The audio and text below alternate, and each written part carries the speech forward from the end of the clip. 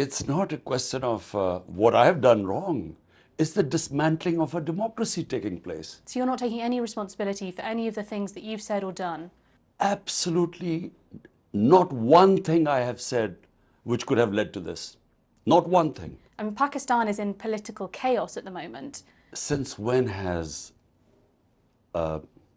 being a political opposition, holding public rallies, bringing awareness amongst your people, mobilizing your people for elections, since when has that been supposed to be disruptive or creating problems for a democracy?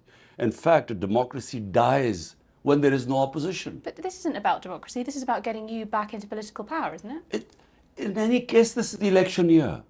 So in any case, we would be going into the elections and public rallies right now. And the entire party is virtually being put into jail, all the senior leadership. It doesn't happen in a democracy. This doesn't happen when there's rule of law. So what you're saying... You put some of your opposition into prison as well. You can't even compare what's going on. But you use the same system that they're using now. Absolutely not. Look, 95% of the cases against the opposition were before our time. We inherited them. So the cases were ongoing. We didn't bring these new cases on them. There are 150 cases on me in the just last few months. It's never happened in this country. But it does happen in this country. Whoever's in power puts the opposition in prison and then it reverses when the next power comes in. What they were asking me was, you must get the facts right. Their cases were, we inherited their cases, corruption cases, made when they were in power. You said that you want to have these discussions, you want to have negotiations. Your position now is substantially weaker than it was a month ago. So what is it that you are going to offer that you can put on the table now that you didn't put on the table a month ago? Look, the moment my position will be weak is when I lose my my vote bank. A political party weakens when it doesn't have when its vote bank starts shrinking. I mean, you think it's a big crisis for me? I don't.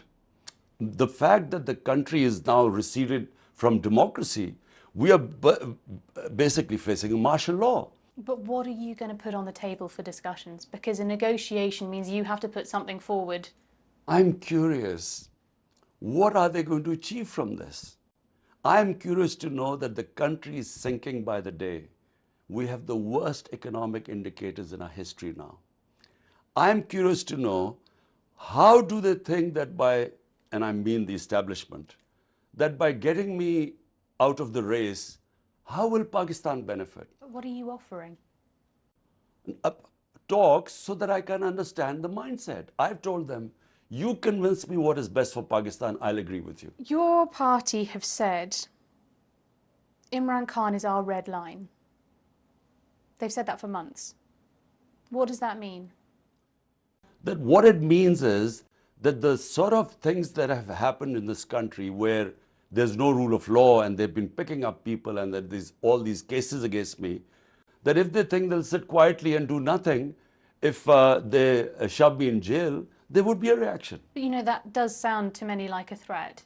Well, I didn't make the threat. It's the workers and the party members. You can't separate yourself off because you are the party. So what am I supposed to say then?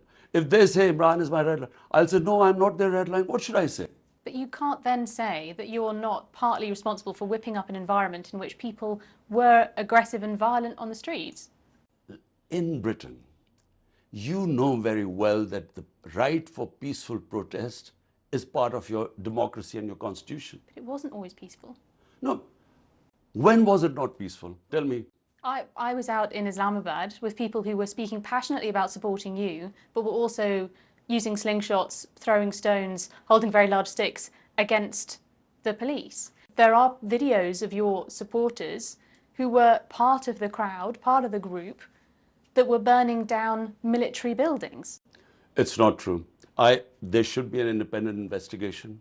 I have called for an investigation the day I got out of jail. There has to be an independent investigation on who was involved in arson. What is the plan now? Your leadership have deserted you. Many of your party supporters are either in jail or very scared. So what exactly will you do? Well, firstly, fill in all the positions of people who have left. So have younger blood, newer people coming in. And they'll probably get arrested too, because right now, I mean, So how do you run a party like that? so, but this is, you can use these terror tactics for only a short time. This is, the whole situation is untenable. So what you're asking is, what is my strategy? I'm just watching this whole scenario, wait and see. It's possible that they'll put me in jail. Recently, you've said that you see that there is an important role for the military in politics in Pakistan. What I have said is that the military has basically been in power directly or indirectly for 70 years. So for me to wish them away, that look, suddenly the military will have no role, is just living in a fool's paradise. It's not going to happen.